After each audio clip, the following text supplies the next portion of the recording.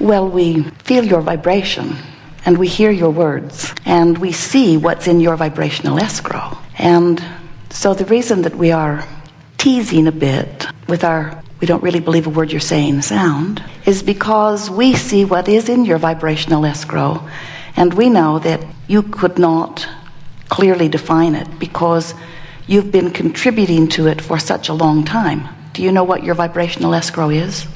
Do you know what we mean by that? You are source energy in physical bodies.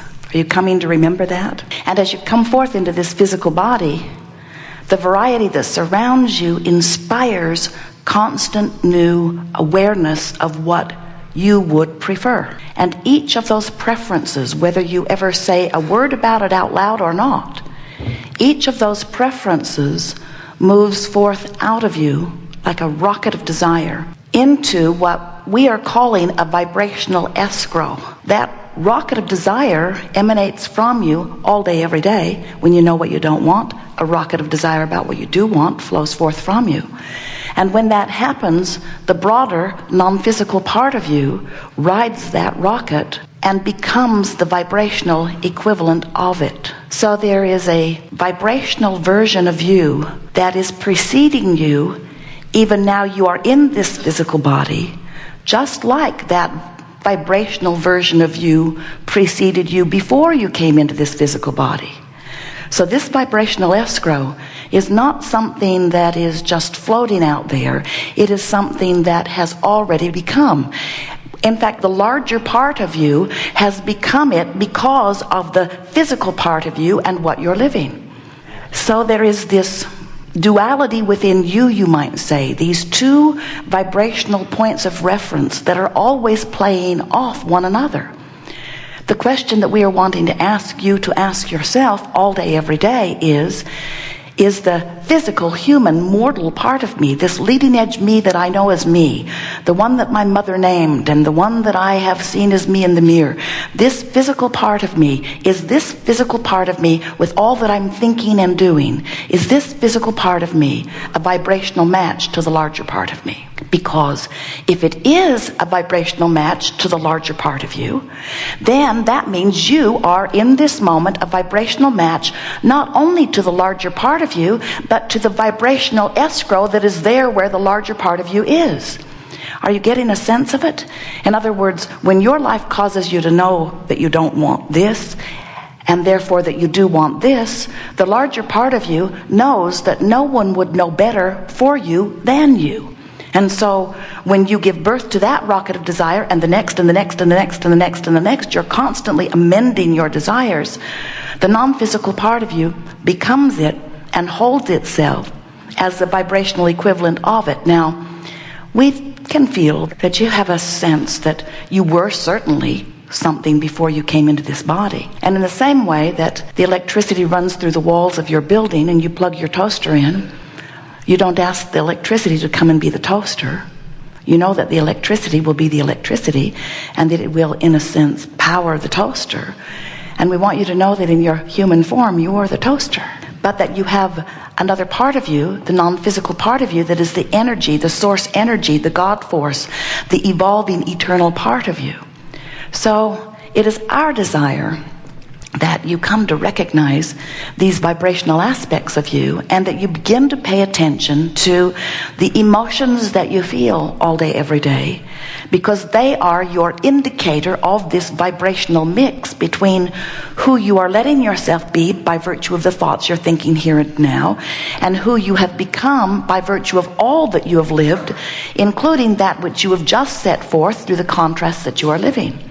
Are you beginning to get a sense of it? As you recognize these two vibrational aspects, the most important thing that we want to convey to you today is that law of attraction, the most powerful law in the universe, the law that manages all vibrational frequencies and brings those frequencies that match one another together. Law of attraction is responding to both vibrational offerings of you, to the eternal offering and to the now offering.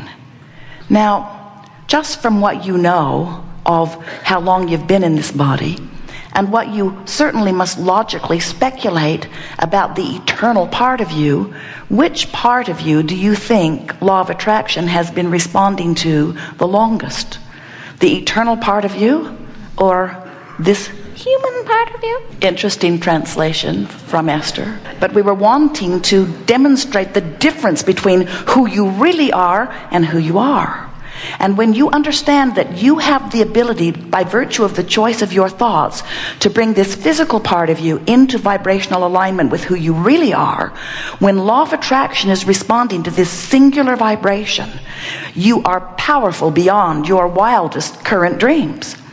But when your energy is split, when who you really are is vibrating here, and who you are allowing yourself to be is vibrating here, not only is your power of influence not much at all, but you can feel the discord in your being because you're not letting yourself be who life has caused you to become.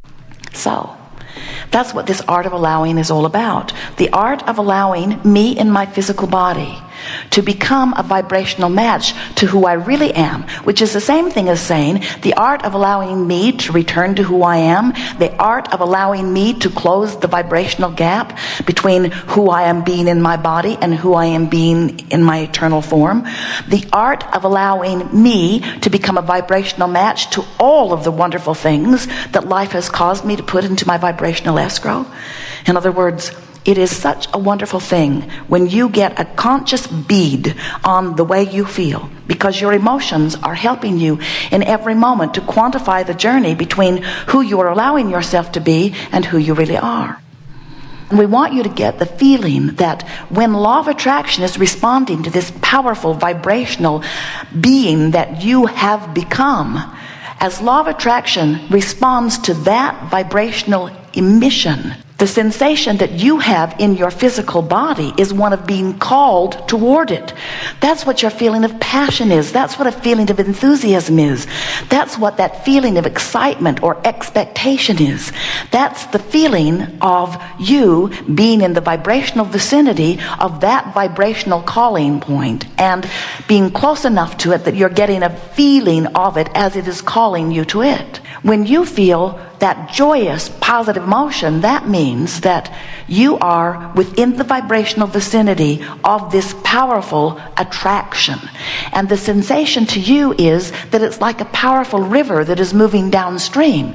And if you even stick your toe in it, the river will sweep you with its current toward what you are wanting. And when you understand that everything that you want is within that current and it is moving downstream, and you begin to relax and allow yourself to go with that steady flow, everything that you want will begin showing up in your experience. We see so many of you. You take your raft or your rubber raft down to the river's edge, and you get into the raft, and almost without exception, you turn it upstream and begin paddling very hard. We know it is illogical, isn't it? And we say, why not go with the flow? And our human friends think about it briefly and then say, that just seems lazy. The people who try hard, look at them all. Look how hard they try. And those are the ones who are rewarded. I learned it when I was little. The harder you try, the better things will go for you, and there is no gain without pain. I was told that over and over and over again, and since I want gain, then I want pain. So get out of my way and let me paddle. Look how strong I am becoming. And then they point out to us all the other strong ones that are virtuous and valiant and paddling upstream too. And we listen politely, but then we just cannot stop ourselves from saying, because we have seen the big picture and we know who you are and we know why you came and we know who you really are. We know that everything that you want is downstream and that nothing that you want is upstream. And so all that struggle, every time you try, even when you say, I'm sick and I'm going to beat it, you turn upstream. Every time you say, I'm going to heal this illness, you turn upstream. Feel the difference between healing an illness and allowing the natural wellness. Can't you feel the downstream quality of allowing the wellness to return and the upstream quality of beating the illness? And so, without knowing it, Most of our human friends have picked up very upstream habits. And the art of allowing is about letting go of those oars. And it's easy to let go of the oars when you know that everything that you want is downstream, and when you know that the source energy within you, that the broader part of you, is down there tending what you are wanting.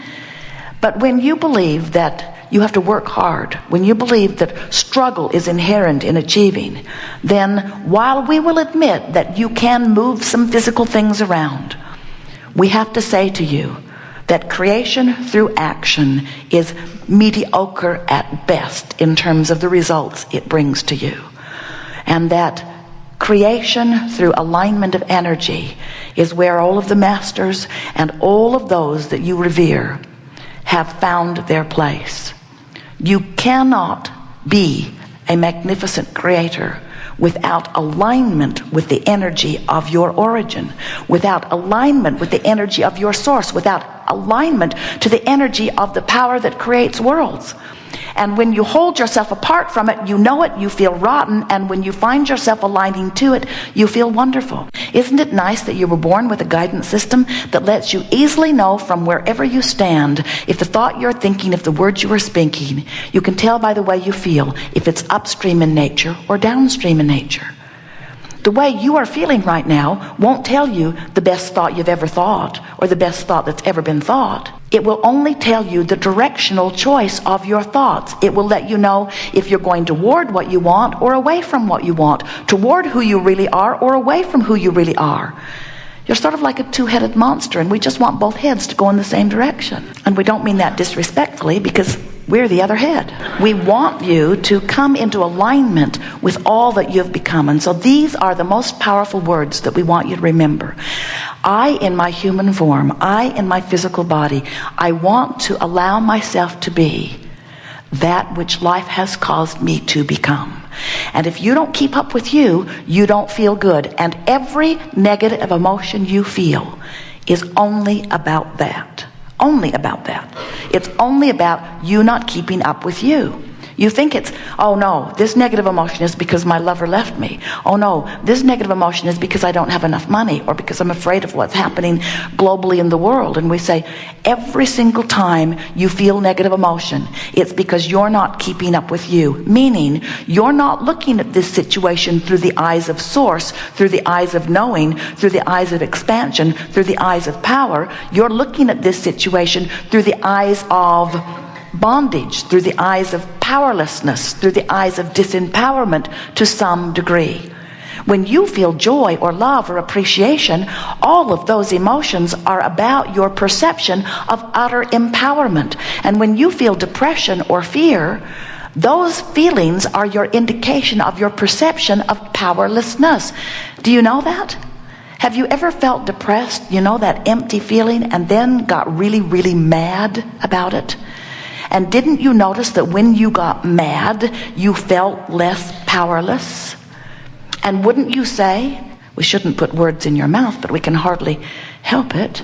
Wouldn't you say that you would every time rather be angry or enraged than afraid? Every time. We know you would. And the reason we know you would is because we see you. Every time you feel powerless, you get mad at first, till someone bigger than you convinces you that your anger is not a good thing.